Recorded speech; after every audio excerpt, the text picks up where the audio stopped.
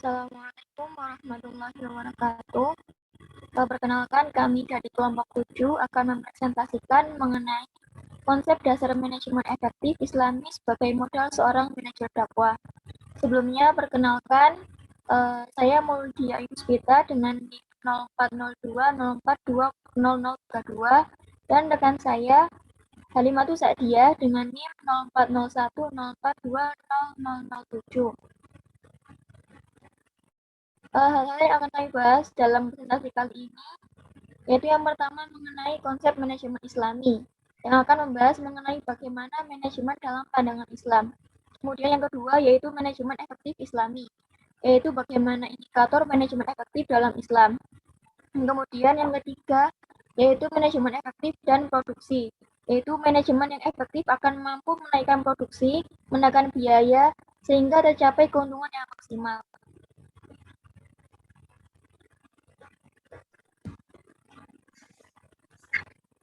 Konsep dasar manajemen. Manajemen dalam arti katanya bisa berarti pengurusan, pengendalian, memimpin atau membimbing. Sedangkan dalam pandangan ajaran Islam, segala sesuatu itu harus dilakukan secara rapi, benar, tertib ataupun teratur.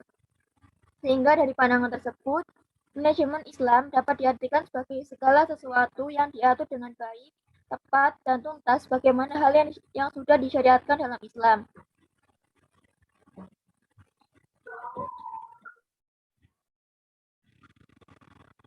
Nah, sebagaimana dalam hadis riwayat Tabrani ini yang menjelaskan mengenai manajemen efektif Islami.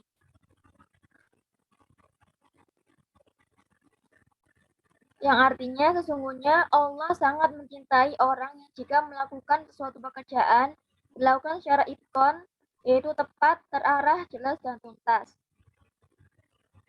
Selanjutnya akan dilanjutkan oleh Mbak Halimatus Sa'diyah. Baik, terima kasih Mbak Maudia.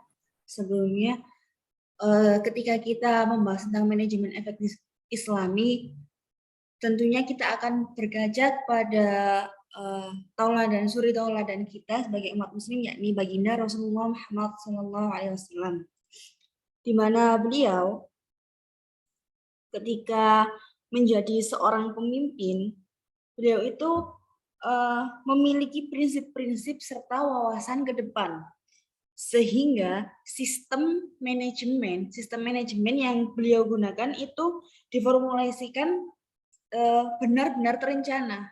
Formulasinya itu benar-benar terencana, terstruktur, terarah, dan memiliki tujuan yang jelas. Jika kita berkaca pada Rasulullah, akan seperti itu. Kemudian seorang manajer Islami itu diharapkan memiliki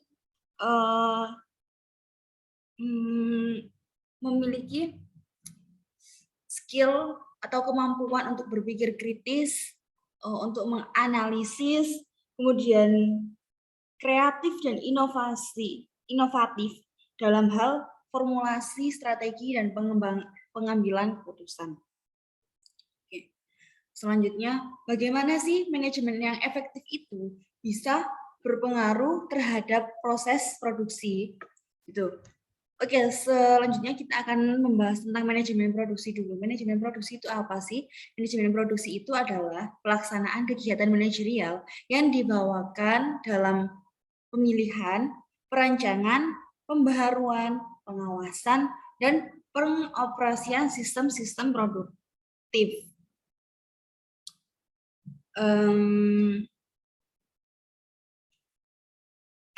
Dalam manajemen produksi tentunya kita akan menilai bagaimana sebuah produksi itu bisa dikatakan atau bisa dinilai sebagai produksi yang efektif.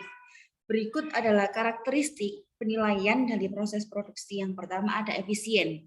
Efisien yaitu perbandingan antara sumber daya yang digunakan dalam suatu proses melakukan pekerjaan dengan hasil yang dicapai.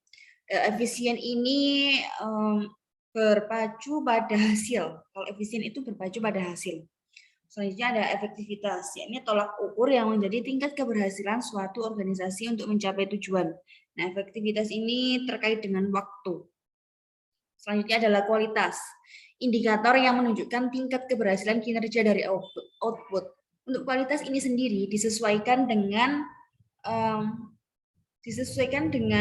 keputusan yang ada dalam perusahaan. Jadi kualitas ini tergantung perusahaan atau lembaga masing-masing. Yang terakhir ada fleksibilitas, ini hubungan dengan kemudahan melakukan suatu proses dengan proses lainnya. Jadi ketika misal dalam produksi kita melakukan proses filtrasi. Nah, ketika kita sedang berada di filtrasi, kita juga dengan mudah untuk beralih dalam proses yang selanjutnya setelah filtrasi, yakni misal penggilingan atau finishing, seperti itu. Jadi fleksibel, kita bisa melakukan ini, kita bisa melakukan itu dengan kemudahan yang ada. Seperti itu. Oke, selanjutnya dalam produksi, dalam mencapai sebuah efektivitas produksi, tentunya ada beberapa aspek yang mempengaruhi terjadinya efektivitas produksi tersebut. Biasanya disebut dengan produktivitas kerja. Nah, produktivitas kerja ini ada beberapa hal atau beberapa aspek yang ada dalam produktivitas kerja. Yang pertama adalah motivasi. Motivasi itu apa sih hal yang bisa mendorong semangat atau membangkitkan semangat dan etos kerja dari anggota. Seorang manajer Islami khususnya itu harus mempengaruhi kira-kira motivasi apa sih yang bisa digunakan untuk membangkitkan semangat dari para anggotanya. Kemudian pendidikan. Dalam pendidikan ini pada umumnya yang realitanya saat ini, orang dengan pendidikan tinggi itu cenderung memiliki produktivitas kerja yang baik dibandingkan orang yang memiliki pendidikan lebih rendah. Jadi ketika manajer Islami ingin meningkatkan produktivitas kerja dari karyawannya, mereka harus berusaha untuk memilah, mengkelompokkan, mengkategorikan dari sisi pendidikan anggotanya tersebut.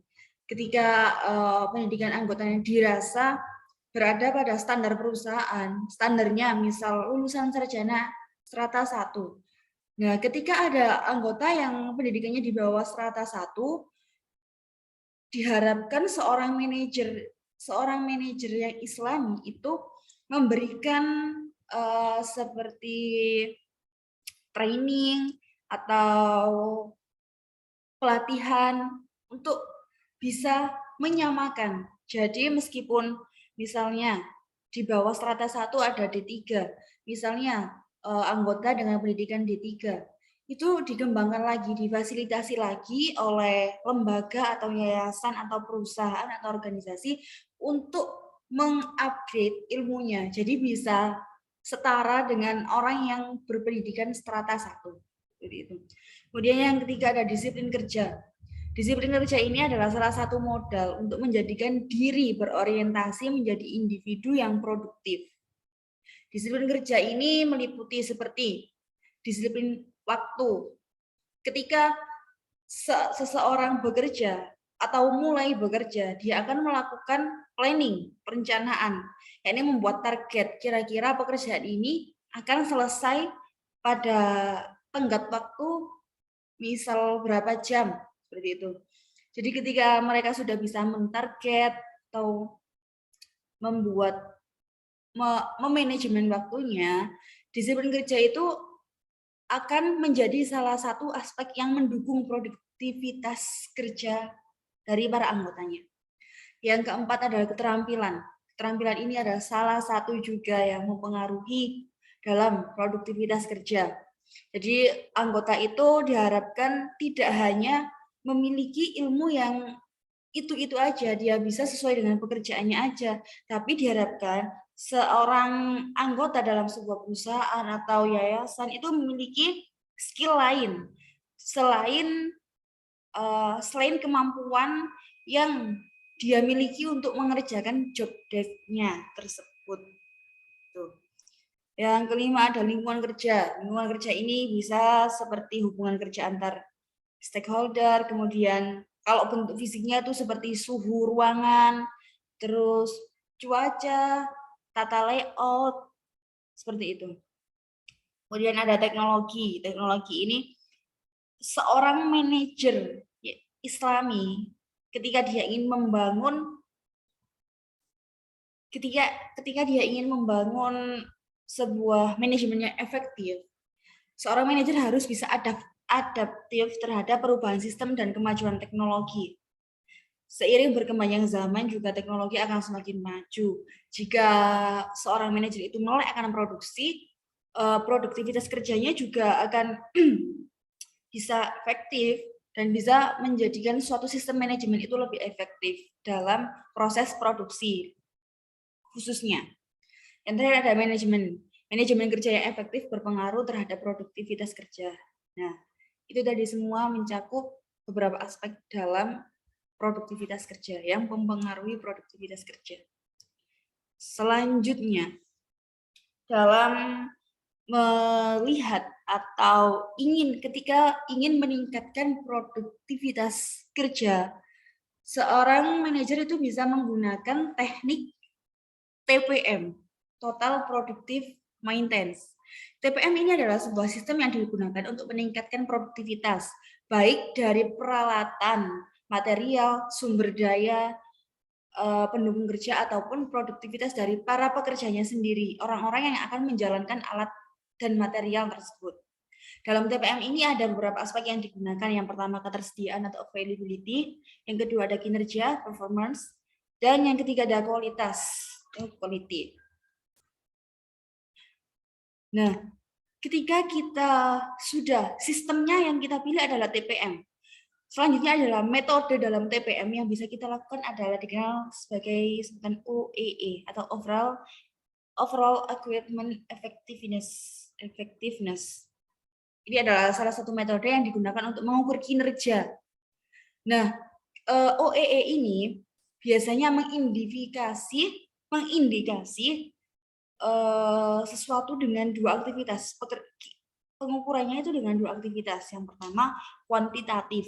Kuantitatif ini mengukur atau aktivitas di dalamnya itu meliputi bagaimana kita bisa meningkatkan kemampuan total dan produktivitas dari segi jumlah waktu.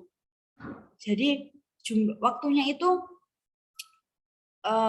seperti produktivitas itu kan, kalau produktivitas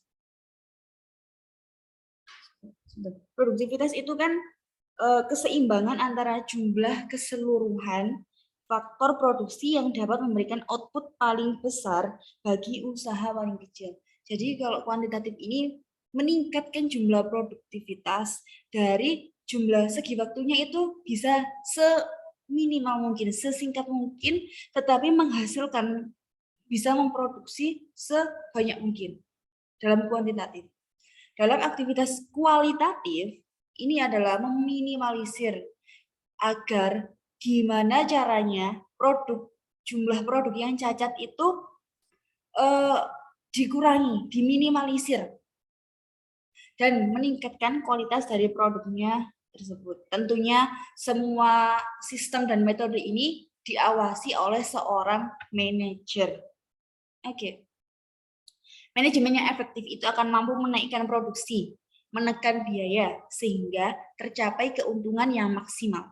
Kesimpulannya seperti itu. Baik, sekian dari kelompok kami. Mohon maaf apabila ada salah kata. Assalamualaikum warahmatullahi wabarakatuh.